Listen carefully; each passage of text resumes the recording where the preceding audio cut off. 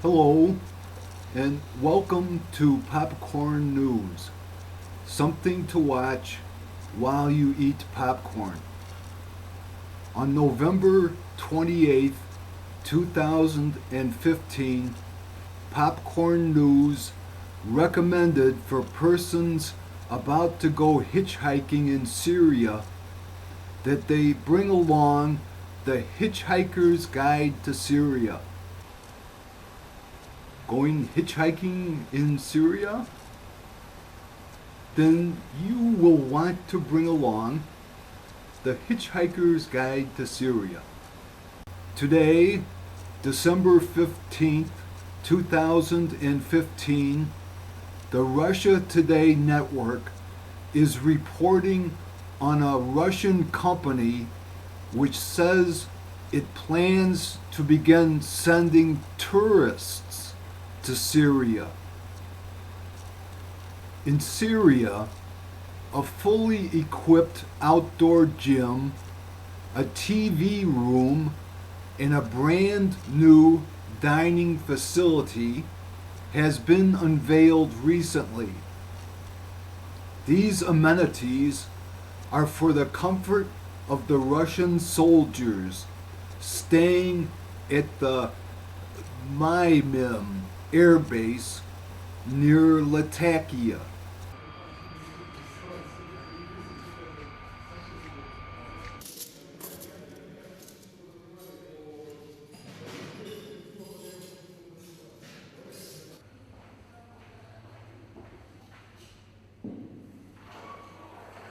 So the Russian bear is settling in now for a comfy hibernation in Syria. However, even the Russia Today network has recently revealed a sinister side of this Russian bear. Так, Манечки. Вася, я тебя, Миш, что позвала, собственно говоря? Ты же у нас креативный директор, я тебя позвала Алексею Петровичу посоветоваться, потому что ты сам видишь, сколько про нас херни пишут в последнее время. Это уже, честно говоря, достало это детишкам. Я, знаешь, что подумала? А давай мы снимем ролик про то, как у нас реально все работает. Вот я прям сегодня ребят заряжу, и все снимут, и сделают, и выложим на YouTube. Пусть смотрят, как у нас реально, да? Что думаешь, сделаем? Ну и отлично. Ну и все, это тогда что? Тогда тебе сам потом возьмешь, сколько тебе там надо. Не жадничай, сильно не жадничай. Of course, this was just a satire, this exposure of the sinister Russian bear.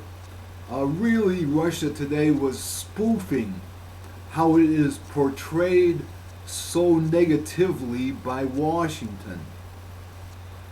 Back on November 5th, 2015, Popcorn News had reported upon how U.S. four-star General Mark Milley had declared Russia to be the complete aggressor in Ukraine.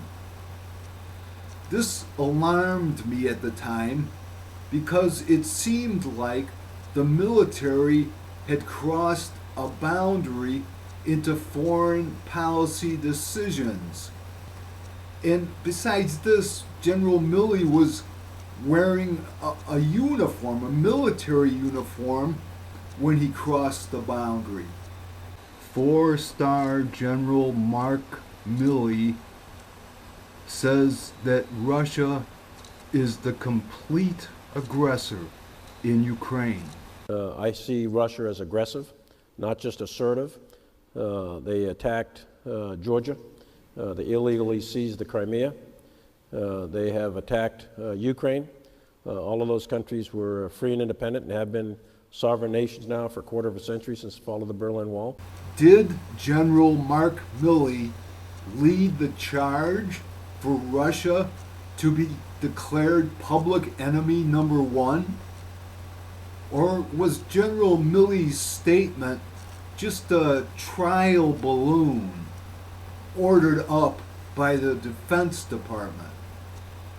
On November 9th, 2015, Popcorn News reported on how Defense Secretary Ashton Carter had seconded General Milley's new foreign policy proposal, because it seemed to me that this general had stepped into the realm of foreign policy, but it turns out that Milley was more acting under orders because the Secretary of Defense, Ashton Carter, has now said essentially the same thing, that Russia is to be public enemy number one, which ties in with the last stages of capitalism leading to imperialist aggression.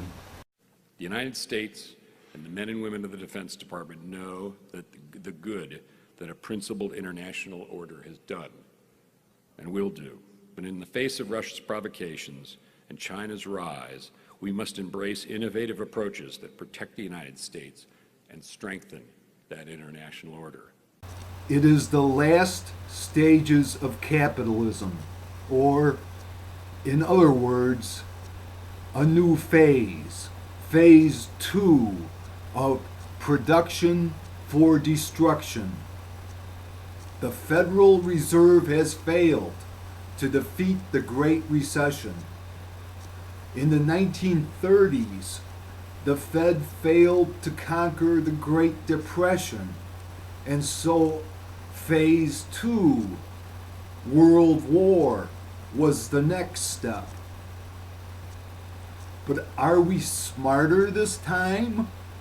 Professor Carol Quigley, in the unabridged edition of Tragedy and Hope, laments that President Franklin Delano Roosevelt stubbornly clung to the hope of Federal Reserve omnipotence throughout the 1930s.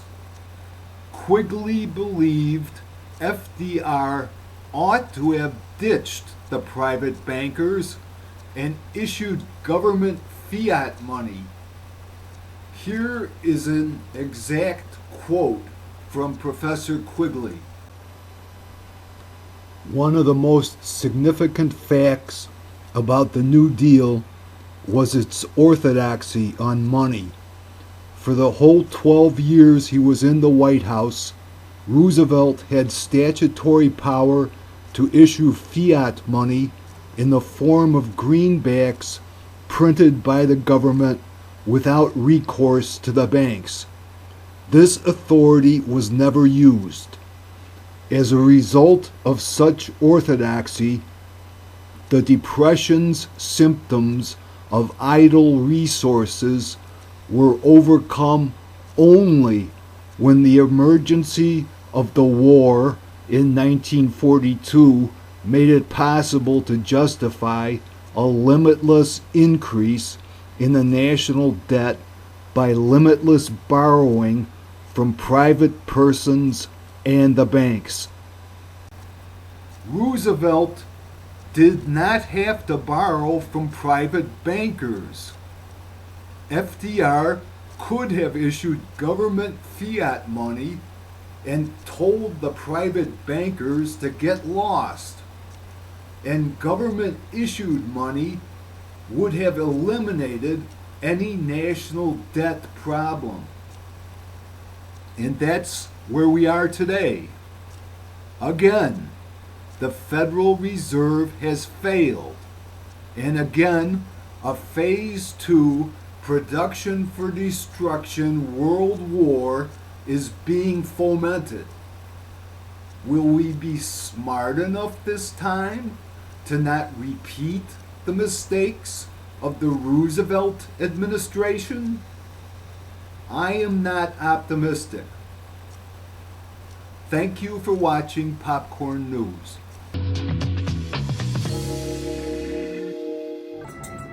Fears of nuclear confrontation faded at the end of the Cold War, but a breakdown in relations between the global powers has reignited fears surrounding atomic weapons. In an atmosphere of mistrust, could a wrong move or a simple accident trigger an exchange of deadly blows? What is the chance of such a fatal error of judgment and what can be done to turn back the doomsday clock.